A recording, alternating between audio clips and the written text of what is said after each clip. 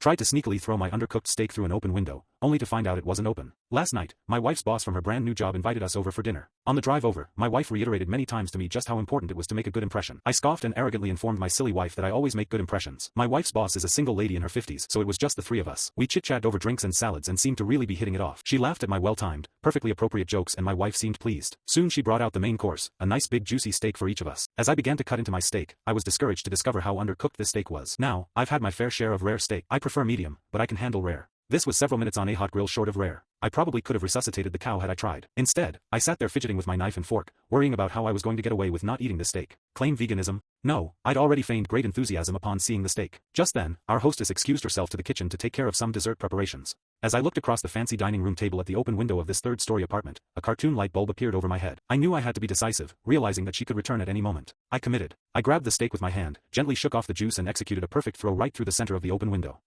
Here's the big time foo. The window wasn't open. It was the cleanest fricking window you've ever seen in your life. That is, until my mostly raw slab of steak slammed up against it and slowly slid down leaving a trail of bloody juice in its wake. My wife, whose steak was a nice medium rare and was unaware of my predicament, turned, jaw dropped, and stared at me like I was an alien from another planet. This look then slowly morphed into more of a there is no place on this planet you can ever hide from me expression of demonic anger. My wife's boss heard the thud of the steak on window impact and came quickly. She took in the scene, the steak sitting on the window sill, the blood trail, my empty plate, and then gave me an inquisitive, puzzled look. I just didn't know what to say. It felt like a minute of silence, but was probably 3 or 4 seconds. Finally, the best I could manage was, I'm so sorry.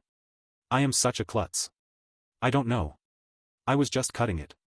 And, it slipped. Just ask my wife, I really am a klutz, right honey? No help coming from that direction. I will clean this up. I can't believe this.